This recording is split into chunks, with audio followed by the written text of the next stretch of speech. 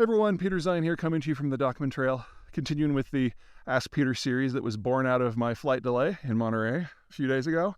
One of the other questions was about Armenia and Azerbaijan.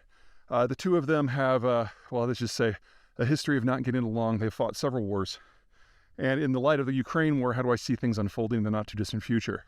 This is going to be one of the really big hot spots as the Russian system falters.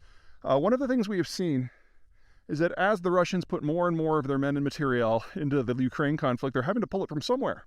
And while they do have nearly bottomless reserves from the Soviet era, a lot of that stuff requires refurbishment and modernization before it can be thrown into combat. But any Russian equipment that is at a base somewhere else in the world can be brought home, and we're seeing exactly that.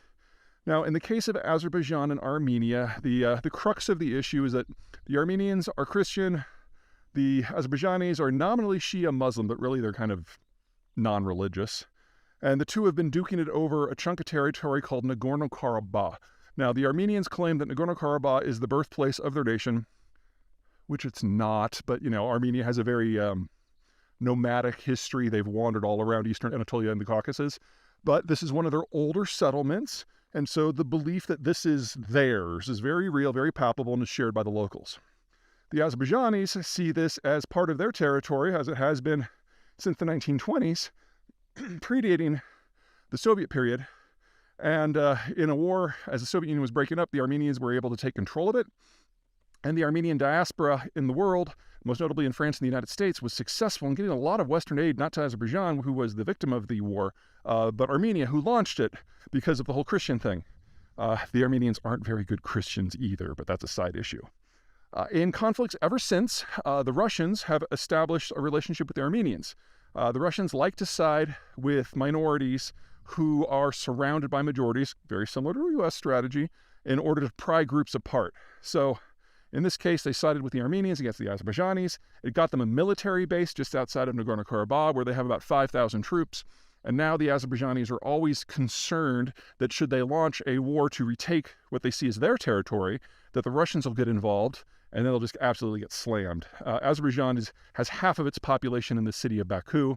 Almost all of their exports are oil, and they go by pipeline either through Russia or, these days, through Georgia and Turkey, going by another area that the Russians are backing called Ossetia in Georgia, and the Russians could break that line with ease. And so the role of the aggressor has traditionally been with Armenia, because Armenia feels, rightly, that it's hiding under Russia's skirts and can't be hurt. Well, the math of that has changed a lot in the last 2 years. We now have two things that have shifted. Number one, the Russians are overcommitted in Ukraine and have actually drained some of their supplies and a few of their troops from Armenia, as well as their bases in Georgia, in order to keep the Ukraine war rolling. Second, the technological suite has shifted. The Armenians, and especially the Azerbaijanis, are dealing with old Soviet equipment that were the hand-me-downs from the Soviet Union. The Russians hung on to their better stuff and left some of the crap out in the provinces. And the Azerbaijanis have proven over and over and over again that they are absolutely incompetent fighters, especially when it comes to infantry and or tank warfare. And the Armenians have just wiped the floor with them because they've been in a superior morale position. They've had the high ground, and they have more support from abroad, independent of Russia.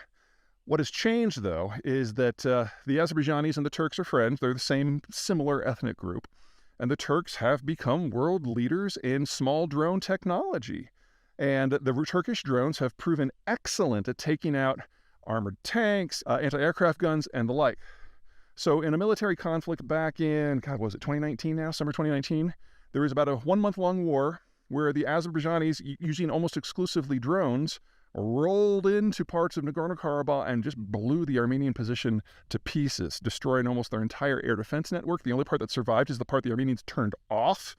Any tanks that were in the area, and by the time we got to the third week of the war, there was so little hardware to go after, they started targeting people. And the result was an absolute rout that for the first time since 1992 saw the Azerbaijanis actually gain ground and quite a bit. And now, with the Russians overcommitted in Ukraine, the question is how long it will be until the Azerbaijanis move again.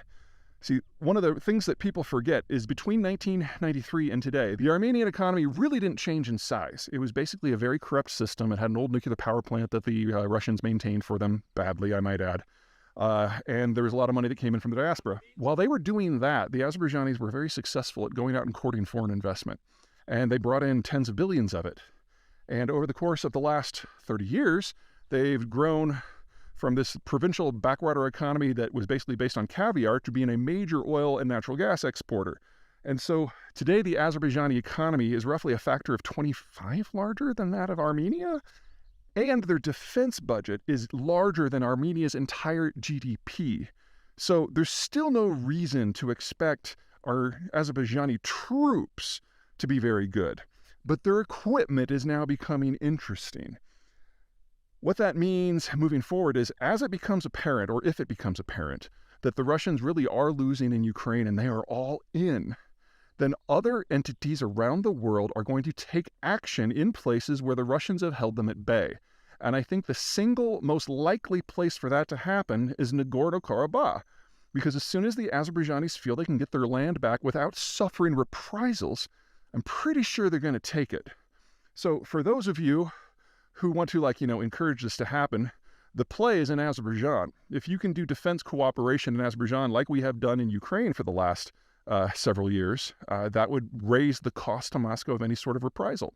Anyway, it's a Cold War that is turning warm and very soon is likely to turn hot, and it's going to have some very big implications, because once one of these dominoes falls somewhere, everyone else around the world is going to realize that the Russians really can't do anything, and then the entire global position of the Russian Federation will be wrapped up in a matter of months. All right, see you next time.